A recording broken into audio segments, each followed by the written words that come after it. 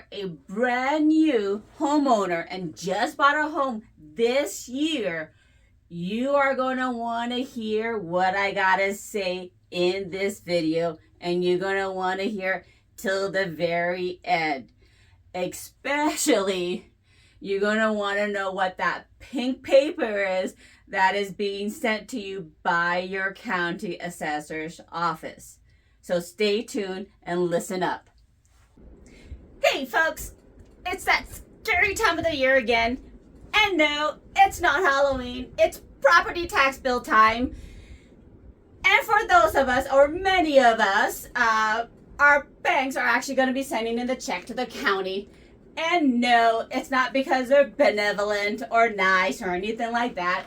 It's because we have actually been sending in our property taxes monthly along with our mortgage statements.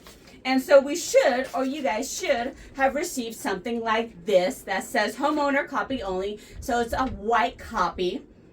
Keep this for your taxes because you are going to need it, because you definitely want to get some tax deductions. So keep this for your copy, but your bank is going to be sending in the check.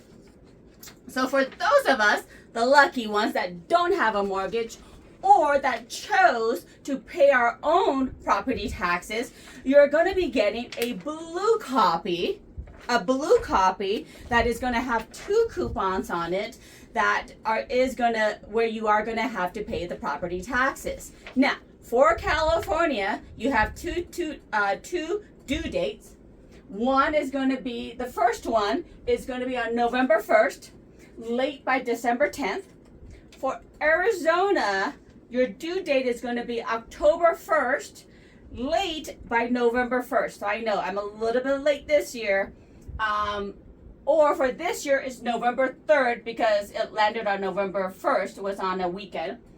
If you do choose to pay the entire amount, it's due by December 31st.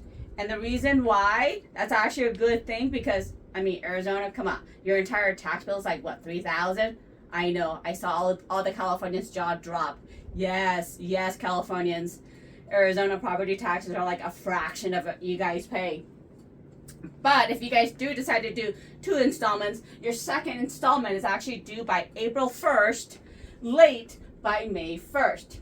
For California, your second installment is due by February 1st, late by April 10th.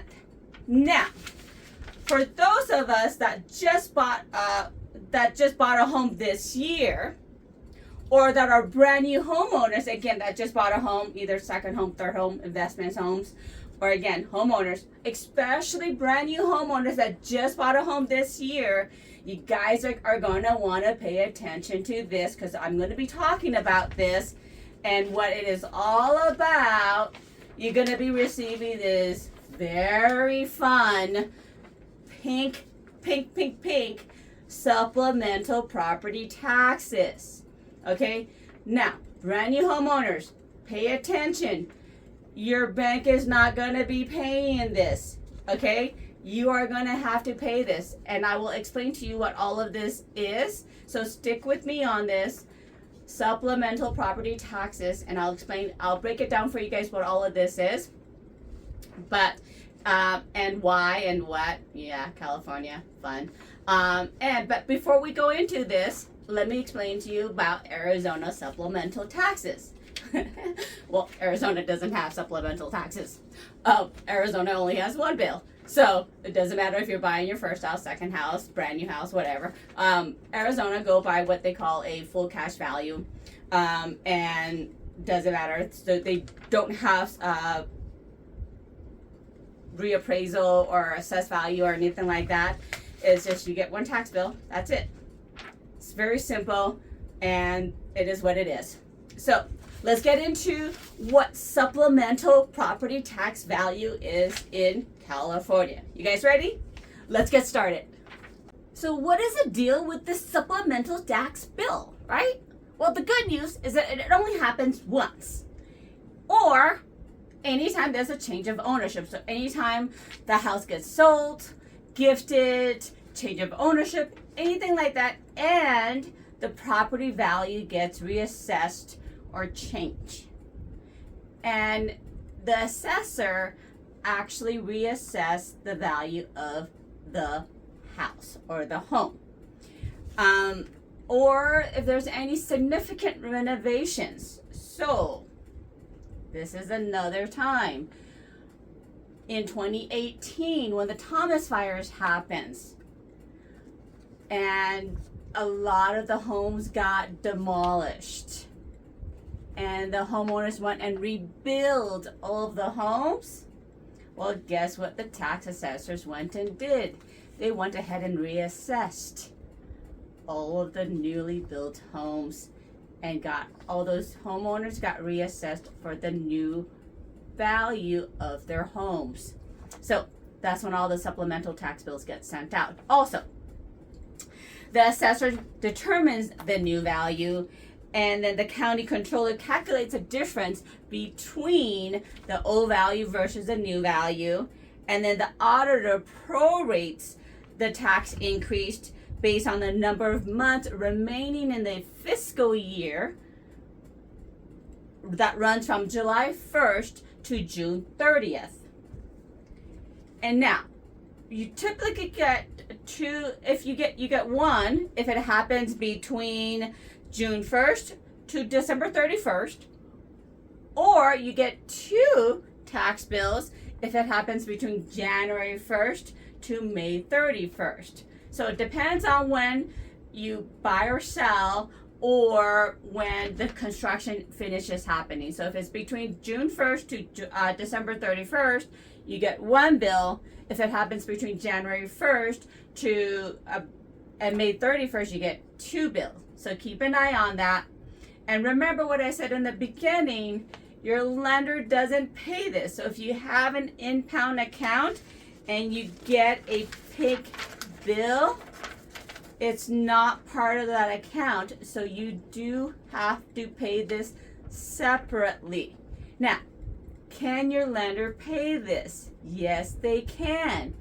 It will increase your monthly payment, so just be aware of this. So if you want your lender to pay this, they can pay it. It will increase your monthly payment. So you just have to call your bank and find out what that increase is going to be. Okay? Now, the other thing to remember is that there is going to be a 10% penalty if you don't pay on time. Okay? Now, if it is a primary residence, so if it's a home that you're going to be living in, if it's a primary residence, there are homeowner exemptions that you can file for that can actually bring down that supplemental tax a little bit. So you should get that homeowner exemption letter in the mail probably 3 to 4 months after you close the home. So keep an eye on that. You should get it and fill it out. You should save some money on your property tax bill. Okay. The other thing is that if for some strange reason, I haven't seen this happen in all the times that I've owned a home in California, but if for some strange reason the new value is lower than the old value, again, for some strange reason, you could possibly receive a refund from the county. Again, the entire time that I've owned a home in California, I have never received a refund on my property taxes. Stranger things have happened, so who knows? You could also appeal the assessment. So if you disagree with the assessment, you could also appeal it. Now, I have heard of people that have appealed the assessments, new assessments, and have actually succeeded. Now, it's one of those things where squeaky wheels gets the oil. You are going to have to stay on top of that, appeal over appeal over appeal. So you are going to have to stay on top of the assessor if you do choose to appeal your assessment. So let's say you do a lot of renovations and the assessor comes out and appeal, do a reassessment on your home, and you're like, wait a second, it's not that much more, and here's why, and you decide to get an appraisal and all this stuff, and you do appeal it, just know that you're going to have to stay on top of the assessor and make sure that, you know, that your appeal is being on top of that thing. So you could appeal the assessment if you disagree with the assessor's value and why you disagree with it. So that's the gist of this fun pink paper. So the good news is that it only happens once, maybe twice if you do renovations and all that fun stuff, significant renovations, maybe twice. But the good news is only once. It's pink, so just keep an eye out for it if you buy a home or if you do renovations. But other than that, if this was helpful to you, please like, again, comment, and let me know what else you guys want to know. This is new for me, so subscribe, like, comment, and support me. That's all. As always, thank you for your trust and confidence, and I'll see you guys all next time.